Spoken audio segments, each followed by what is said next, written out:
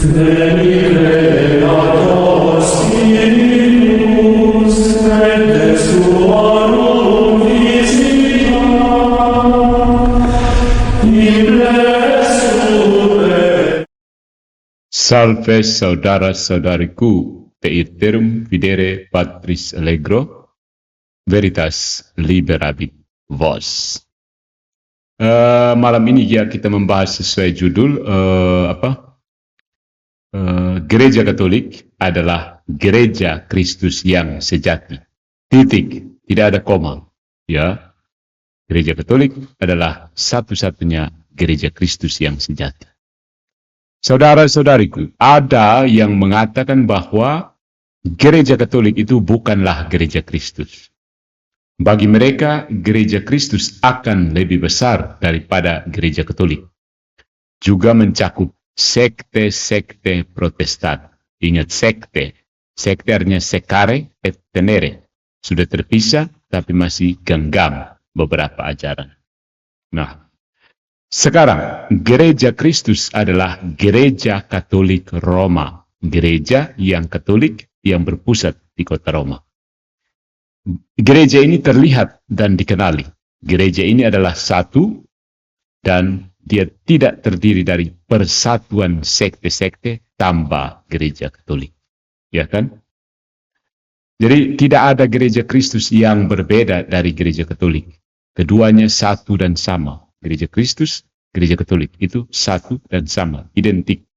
Bahasa Konsili Vatikan kedua mengatakan the Church of Christ subsists in the Catholic Church. Ya. Tentu saja ada kasus orang-orang yang dibaptis, ya segera dimasukkan ke dalam Gereja Kristus, yaitu Gereja Katolik untuk pembaptisan. Tetapi yang bukan karena kesalahan mereka sendiri, karena ketidaktahuan yang tidak terkalahkan, invincible ignorance, bukan karena mereka tidak cukup mencari gereja yang pada akhirnya akan mereka temukan. Kasus ini tidak diragukan lagi, sangat jarang terjadi pada saat ini dengan sarana komunikasi yang tersedia untuk hampir semua orang. Ya, dan ini bukan karena kesalahan mereka sendiri, tidak terlihat terkait dengan gereja. Ya, orang-orang seperti ini karena pembaptisan lalu tetap berada di luar gereja karena ketidaktahuan, benar-benar ketidaktahuan itu sekarang tidak ada. Ya. Orang benar-benar mau memilih untuk berada di luar gereja karena tahu sendiri mau melawan Gereja Kristus. Sekte-sekte tempat mereka berada, bagaimanapun, sama sekali bukan bagian dari Gereja Kristus. Yang merupakan Gereja Katolik.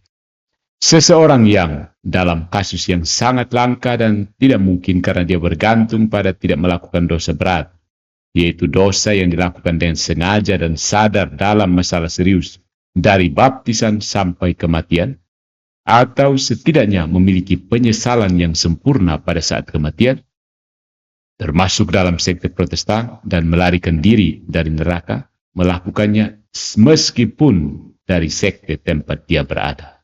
Jadi dia punya semacam keinginan untuk mau, karena tidak tahu ya, tapi dia menjalankan segalanya sebagaimana yang diajarkan oleh Gereja Katolik. Hanya dia tidak tahu bahwa ini Gereja Katolik. Ya, sayang sekali tidak semua hati nurani bisa terbuka, begitu terbukanya sampai bisa melakukan seperti ini. Jadi, menjadi bagian dari sekte Protestan itu bukanlah bagian dari Gereja Kristus dengan cara apapun. Ya, Tuhan tetap berada di luar.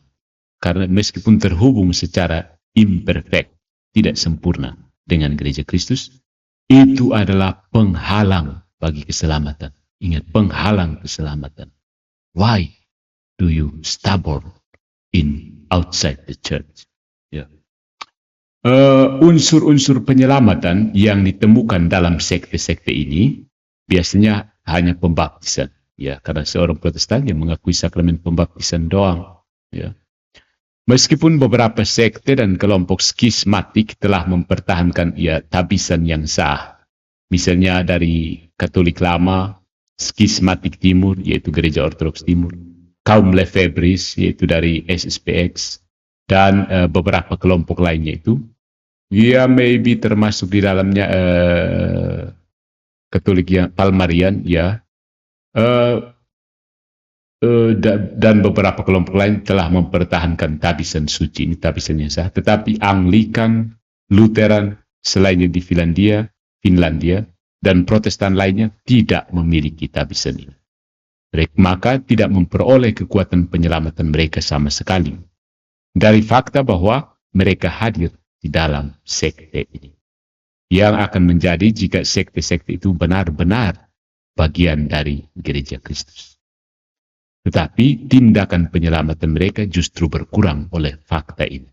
There is no suksesi apostolik, there is no sakramen tabisan, dan dengan demikian tidak ada ekaristi yang valid.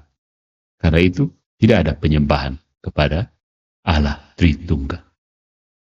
So, dengan demikian, seorang Protestan yang dibaptis dan meninggal segera setelah itu dibaptis, dijadikan anggota gereja Katolik Roma, bukan dari cabang yang diduga berbeda dari gereja Kristus yang sama dari gereja Katolik, dan meninggal sebagai orang Katolik. Ya. Tetapnya itu yang berat. Seseorang yang dibaptis, kalau baptisannya sah sesuai dengan ajaran gereja Katolik, dia sebenarnya adalah anggota gereja Katolik Roma. Dia sebenarnya adalah katrom. Tetapi banyak terhalang karena kenyataan bahwa dia tetap berada di dalam sekte yang bukan bagian dari gereja Kristus. Jadi sektenya itu bukan bagian dari gereja Kristus. Tapi orang yang berada dalam sekte itu terhubung secara imperfect dengan gereja Kristus. Ya, sampai sini bisa tangkap ya. Denominasinya itu bukan gereja Kristus, tapi orang-orang yang dalam denominasi itu karena validitas pembaptisannya terhubung secara tidak sempurna dengan gereja Kristus. Jadi ada kemungkinan tegak banyak di api penyucian menurut saya. So, dengan demikian saudara-saudari, anggota sekte Protestan yang terisolasi, sama sekali terisolasi, tidak bergabung dengan gereja Kristus, bisa menjadi bagian dari gereja, asalkan mereka terpisah dari gereja Katolik hanya oleh ketidaktahuan yang tidak terkalahkan. Invincible ignorance. Ya, kata ini banyak muncul dalam penjelasan Konsili Vatikan II. Tetapi sekte tentu bukan bagian dari gereja dan juga tidak berada dalam persekutuan, not in communion, secara keseluruhan atau sebagian dengan gereja Kristus. So, seseorang di luar gereja Kristus itu diselamatkan, ada kemungkinan diselamatkan bukan karena imannya yang bukan Katolik itu, tapi justru karena ketidaktahuannya yang tidak terkalahkan itu yang menjadi pegangan untuk kalau bisa diselamatkan oleh Tuhan. Bukan karena imannya yang ateis, imannya yang A, B, C, denom A, denom C, denom X, Y, Z. Begitu. Tidak. Ya. Adapun tindakan Roh Kudus itu memang terjadi, tetapi harus ditanggapi oleh manusia. Roh Kudus itu memang berkuasa, tapi perlu ada tanggapan dari manusia. Tidak bisa rebahan saja lalu bisa selamatkan. Mungkin sola fide, sola gratia. Tetap harus merupakan usaha manusia untuk menanggapi. Ya.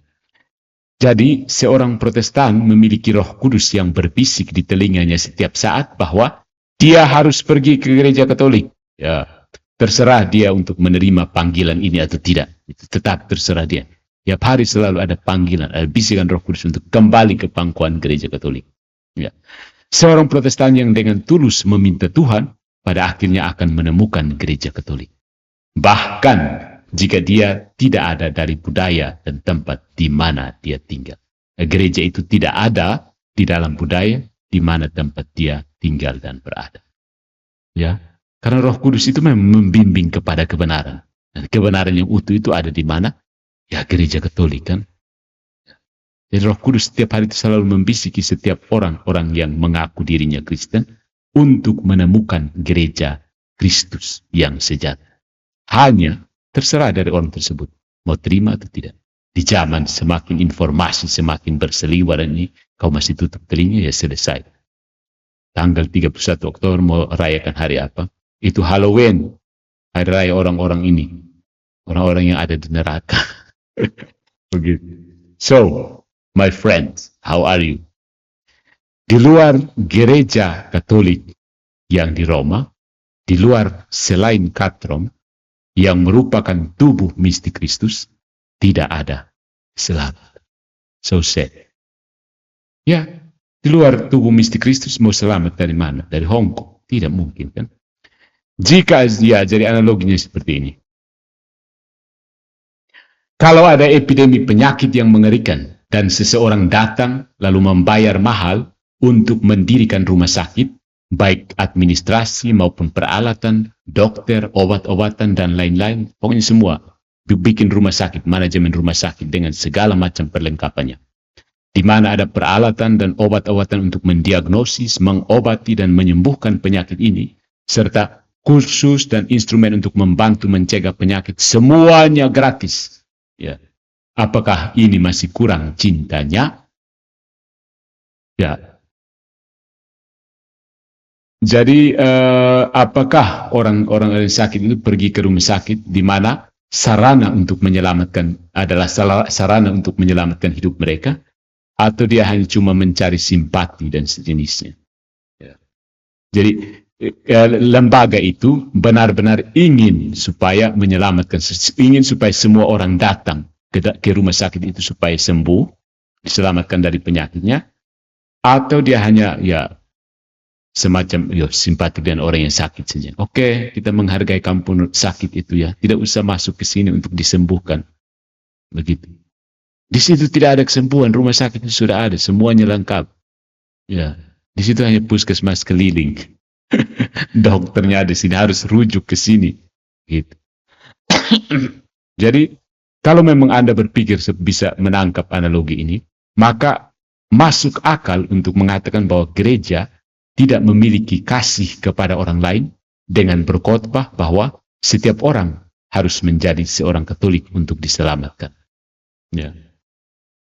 Jadi orang berpikir bahwa gereja ini tidak memiliki kasih ketika dia berkhotbah setiap orang harus menjadi seorang Katolik. Apakah memang benar? Si pembuat rumah sakit itu mengatakan bahwa kamu tidak boleh, kamu tidak tidak memiliki kasih ketika dia mengatakan bahwa kamu harus datang ke rumah sakit supaya disembuhkan.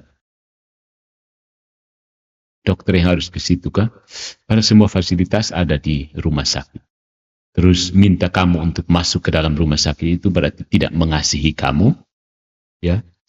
Jika Anda tidak menemukan rumah sakit ini, Anda tidak akan datang ke rumah sakit. Kalau kamu tidak mencarinya, ya kamu tidak akan tahu. Tapi ketika orang memberitahu kamu masih tidak mau datang ke rumah sakit, ya terserah. Membusuk dalam penyakit.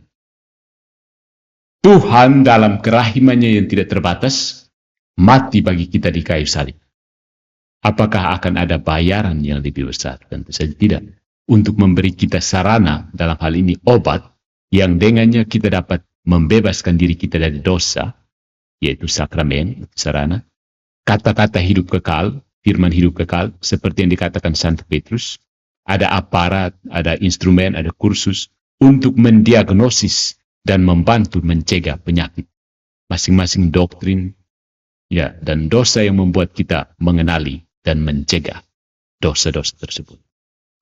Ada pemerintahnya, yaitu administrasi rumah sakitnya, sehingga kita bisa membawa hidup kita dengan cara yang paling benar. Dalam kurung itu adalah magisterium gereja. So, ini bukan masalah membatasi, justru sebaliknya, ini adalah masalah untuk mewartakan dari atas atap rumah bahwa ada obat untuk penyakit yang adalah dosa, dan obat ini telah dibayar oleh Kristus dan tersedia bagi mereka yang mau menerimanya. Orang yang sakit mungkin juga berpikir bahwa penyakit ini tidak akan sembuh di rumah sakit, dan bahwa untuk menyembuhkannya dia harus pergi tengah malam, semacam ada superstitious, stahil. Dia ke rumah sakit, dia berpikir bahwa ke rumah sakit dia tidak akan sembuh. Jadi dia pergi ke tengah malam, pada saat bulan purnama, pergi ke tepi sungai, lalu harus mandi 7 kali, selam 7 kali, lalu berkata, sembuhlah penyakitku, sembuhlah penyakitku, sembuhlah penyakitku. Katakan berapa kali? 7 kali. Lalu menyelam 7 kali dikali. Dan pada saat bulan purnama. Ya, ada orang yang berpikir seperti itu kan. Tidak perlu ke rumah sakit. Ya. Apakah itu akan sembuh? I doubt it. Saya ragu. Jadi, jika dia benar-benar merasa bahwa itulah yang harus dia lakukan, tidak ada yang bisa menghentikan dia.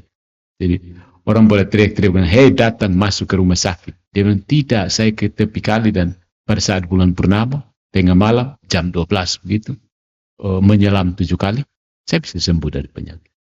Kalau ada orang mau terus berpikir seperti itu, gas terus. Tapi orang akan tetap mengatakan, "Mari, kalau mau sembuh, masuklah ke rumah sakit yang sudah didirikan selama 2000 tahun. Jadi gereja itu adalah rumah sakit orang berdosa, bukan hotel untuk orang-orang imakulata seperti di sebelah sana. Begitu. Jadi di dalam gereja Katolik kamu akan dengan mudah menemukan orang-orang yang berdosa. Di hotel-hotel di luar sana kamu melihat orang-orang yang merasa suci, tidak pernah berdosa. So, di luar gereja Katron, yang adalah gereja Kristus yang sejati, yang adalah tubuh mistik Kristus, there is no salvation. Sorry to say, but it is true. Amin.